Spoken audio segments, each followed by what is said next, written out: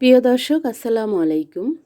আমি জিনিয়া, ঢাকা মিরপুর থেকে আবারও চলে আসলাম নতুন আরেকটি ভিডিও আপনাদের সঙ্গে শেয়ার করার জন্য।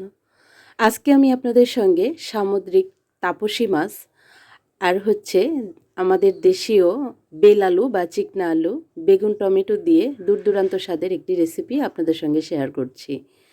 আর এই রেসিপিটা যদি ঘরে থাকে, মাছ মাংস বাদ দিয়ে শুধু এটা দিয়েই ভাত খেতে চাইবেন। আর যারা একদমই মাছ না খায়, এই মাছটা হলে তারাও আঙ্গুল চেটে পুটে খাবে। তো আশা করছি আমার এই তাপসী মাছের রেসিপিটা আপনাদের কাছে ভালো লাগবে। তো চলুন কথা না বাড়িয়ে আমরা মূল রেসিপিটা দেখে নিব।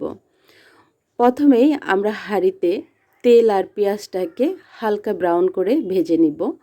তারপর আদা রসুনের পেস্ট দিয়ে সেটাও একটু সতে করে পানি দিয়ে দিব মশলাটা কষিয়ে নেওয়ার জন্য। এখানে আমি কাঁচামরিচ দিয়েছি ফালি করে, হলুদের গুঁড়া দিয়ে দিয়েছি একটু বেশি পরিমাণে 1 চা চামচ, কারণ বেগুন যেহেতু হলুদের গুঁড়াটা একটু বেশি না দিলে কালারটা সুন্দর আসবে না। এখানে 1/3 চা চামচ ধনিয়ার গুঁড়া আর 1/3 চা চামচ মরিচের গুঁড়া দিয়ে মশলাটাকে নাড়াচাড়া করে আমরা ভুনে নিব। যেহেতু কাঁচামরিচটা একটু বেশি পরিমাণে দিয়েছি, এর জন্য আমি লাল মরিচের গুঁড়াটা সামান্য দিয়ে দিলাম। ঝালটা আপনারা আপনাদের পছন্দ মতো দিয়ে নেবেন। এখানে আমি জিরার গুঁড়া দিয়ে দিয়েছি। জিরার গুঁড়াটা দিয়েও আমি এখন সব মশলাটা আরেকটু ভুনে নিচ্ছি।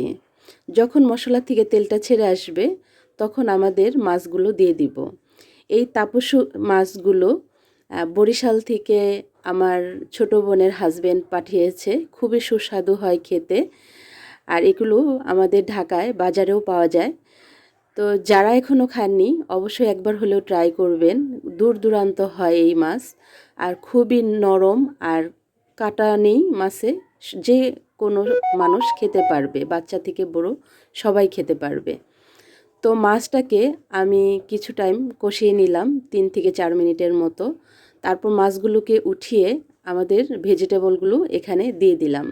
এখন ঢাকনা দিয়ে ঢেকে আমি সবজিগুলোকে একটু কষিয়ে নিব। তো এই যে খুব ভালো করে কষিয়ে নেওয়ার পর আমি পরিমাণ মতো পানি দিয়ে সবজিগুলো রান্না করে নিব 50%। 50% রান্না হয়ে গেলে আমাদের যে কষিয়ে রাখা মাছগুলো, সেই মাছগুলো দিয়ে দিতে হবে। আর এই মাছগুলো দেওয়ার পর খুব আলতো হাতে রান্না করতে হবে। এই যে আমি আবারও ঢাকনা দিয়ে দিলাম, কেননা মাছগুলো খুবই নরম, যেহেতু এগুলার কাটা নেই, মাঝখানে শুধু একটি কাটা। তো এর জন্য মাছগুলো সাবধানতায় রান্না করতে হবে, না হয় ভেঙে যেতে পারে।